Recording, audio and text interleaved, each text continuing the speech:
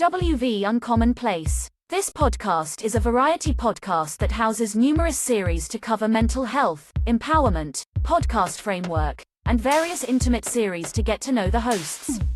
Along with occasional movies reviews and dives in pop culture with our event podcast episodes.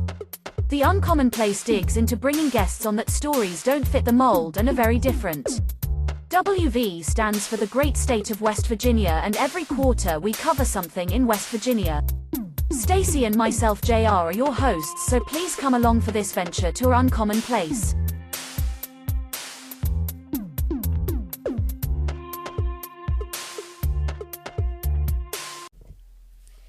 Welcome back to West Virginia Commonplace, audience.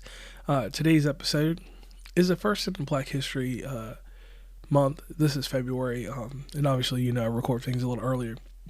But an interesting fact, this is Black History from West Virginia. In 1926, Huntington's own Dr. Carter G. Woodson established Negro History Week in the second week of February, inspiring what would be later Black History Month.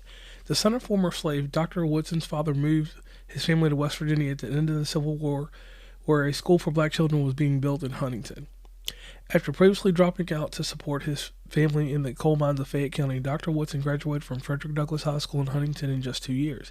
His academic talents eventually led him to the second Black American in history after Webb Du Bois, as well as the first Black African American descendant from former enslaved people to earn a PhD from Harvard.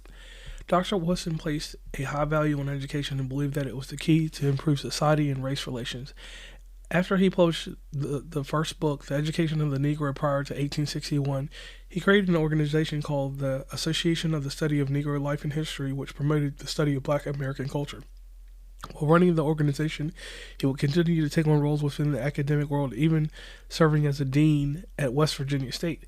He firmly believed in educating students of all ages on Black history, not just Black students. Dr. Woodson had the idea in 1926 to devote a week to celebrating and studying the achievements of Black Americans, Negro History Week. He chose the second week of February because it coincides with the birthdays of Frederick Douglass and Abraham Lincoln. Educators rapidly adopted Negro History Week, and eventually Black History Month expanded in national observance by President General Ford in 1976. In 1995, Huntington erected a statue of Dr. Woodson on Hal Greer Boulevard near 9th Avenue. What we need is a history of here's this phrase, What we need is not a history of selected races or nations, but the history of the world void of national bias, race hate, and religious prejudice. This was Dr. Carter G. Woodson's profound statement. Now, my take on this is this. I was very intrigued to find out this information about Mr. or Dr. Woodson, because that's something that wasn't taught to us in school. I did not know anything about this man. This is 37 years into my life until I started researching, and this is in 2022.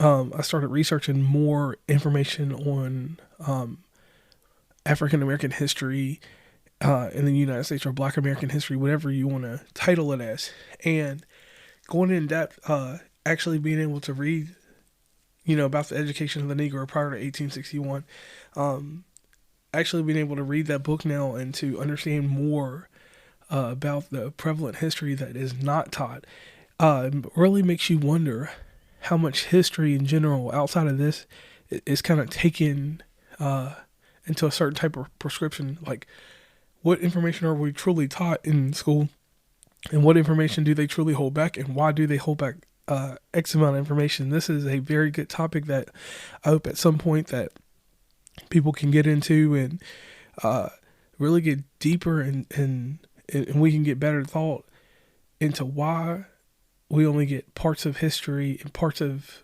education that someone determines that, to be see fit for us. Like, who determines what information we're supposed to know and what we're not supposed to know? Kind of makes you wonder, like, if all the history that we have been taught is kind of falsified to a degree. But that's another topic for another day. Like I said, this is just a little bit of a quick tidbit of West Virginia history for Black History Month, and I've been doing these little tidbits for 2023 episodes. I want to thank everybody that supports the show, and I really am glad that, even though these are just little quick things that I'm putting out, that we're getting deeper into West Virginia history and things like that. So To anybody that has any more information or would like to know more stuff about any type of history from West Virginia, please feel free to talk to us about it. And, the greatest thing you can always do is search the World Wide Web. This is JR from West Virginia Uncommonplace, signing off.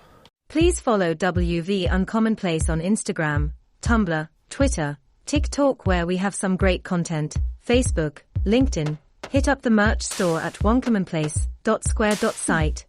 Join the email list from the website, and rate, subscribe, and give feedback from your favorite podcatcher.